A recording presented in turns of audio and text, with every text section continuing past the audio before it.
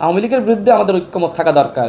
কিন্তু যদি আমরা আসলে এই বিভাজিত হয়ে যাই, তাহলে আবারও আওয়ামী লীগ ফিরবে এবং দানব রূপে ফিরবে। তখন কিন্তু এই যে বিপ্লবী আমরা যারা রয়েছি, আমরা কেউ রক্ষা পাবো না।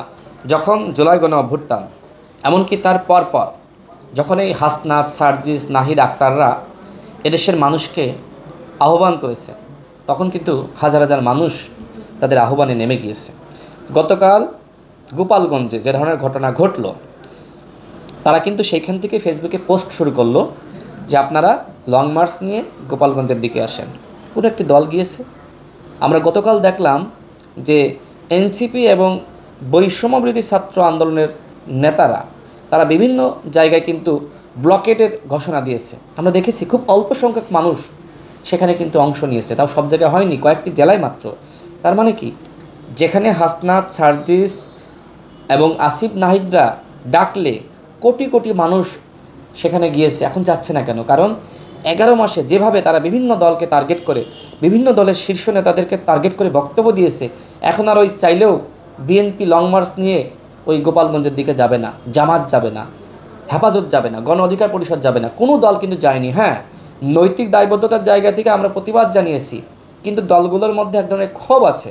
যেখানে আমরা চেয়েছিলাম যে একটি জাতীয় সরকার, সবাই মিলে আমরা এই দেশটা গঠন করব, সেখানে গণ অভ্যুত্থানের অধিকাংশ স্টেক হোল্ডারকে তারা বাদ দিয়েছে, মাইনাস করে দিয়েছে।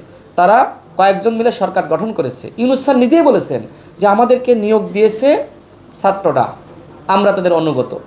এই কথা তিনি বলেছেন না?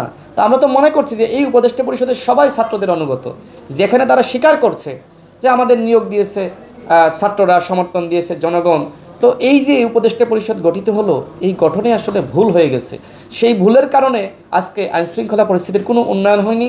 আজকে অথর্ব একজন উপদেষ্টাকে স্বরাষ্ট্র মিনিস্ট্রির দায়িত্ব দেওয়া হয়েছে। তো এইভাবে তো হইতে পারে না।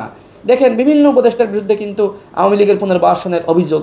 ইনকলাব পত্রিকায় সংবাদ প্রকাশিত হয়েছে, একজন মহিলা উপদেষ্টার স্বামী এই যে নসরুল হামিদ বিপুর যে লুটেরা সম্পদ, সেই সম্পদ পাহারা দিচ্ছে। সাবের মান্নানদের জামিন করিয়েছে 2 জন উপদেষ্টা। এরকম বিভিন্ন আওয়ামী লীগের দর্শকদের জামিনের জন্য তারা তদবির করতেছে। এই উপদেষ্টা পরিষদ দিয়ে কীভাবে দেশের পরিবর্তন হবে, কিভাবে আপনার ভোটের অধিকার আমরা ফিরে পাবো, কিভাবে এদেশের সংস্কার হবে, কিভাবে গণহত্যার বিচার হবে, যারা এই ধরনের কথাবার্তা বলে না, আমার মনে হয় যে তারা আসলে এক ধরনের স্বপ্নের জগতে রয়েছে। তো আমি আবারও যেটি বলতে চাই, যেখানে এই গোপালগঞ্জের ঘটনায় লাখ লাখ কোটি কোটি মানুষ যার যার জেলা থেকে রওনা দেওয়ার কথা ছিল, সেখানে কিন্তু কেউ রওনা দেয়নি। বিভিন্ন জায়গায় ছোট্ট ছোট্ট প্রোগ্রাম হয়েছে। এইটা অত্যন্ত দুঃখজনক। আমরা এখনও মনে করি যারা এই যে আমাদের ঐক্য নষ্ট করেছে, যারা বিভাজন সৃষ্টি করেছে, তাদের তওবা করা উচিত এবং সরকারের উচিত আমাদের ভিতর ঐক্য ফিরিয়ে আনা। এই যে জাতীয় ঐক্যমত কমিশন গঠিত হয়েছে, তো এই ঐক্যমত কমিশন দিয়ে কি শতভাগ ঐক্যমত হবে? হবে না তো। বরং আমরা বিভিন্ন জায়গায় আজকে লক্ষ্য করছি আমাদের ভিতর বিভাজন।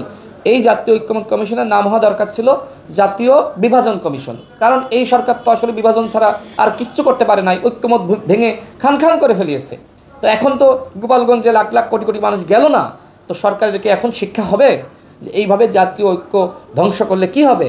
একমাত্র ভারতের এবং আওয়ামী লীগের লাভ হবে। কারণ আমাদের মধ্যে বিভাজন হোক, এটি কে চায়? আওয়ামী লীগ চায়, এটি ভারত চায়। এদেশে আমি মনে করি জনগণের অবশ্যই ভারতীয় আধিপত্যবাদের বিরুদ্ধে এবং আওয়ামী লীগের যে অন্যায় অবিচার, আওয়ামী লীগের যে রাজনীতি, আওয়ামী লীগের বিরুদ্ধে আমাদের ঐক্যমত থাকা দরকার। কিন্তু যদি আমরা আসলে এই বিভাজিত হয়ে যাই, তাহলে আবারও আওয়ামী লীগ ফিরবে এবং দানব রূপে ফিরবে। তখন কিন্তু এই যে বিপ্লবী আমরা যারা রয়েছি, আমরা কেউ রক্ষা পাবো না। হয়তো গোপালগঞ্জ থেকে সেনাবাহিনীর এপিসিতে করে আজকে বিপ্লবীদেরকে সেখান থেকে আসলে রক্ষা করা হয়েছে, কিন্তু হাসিনা ফিরলে কেউ আসলে আমাদের রক্ষা করার জন্য এগিয়ে আসবে না।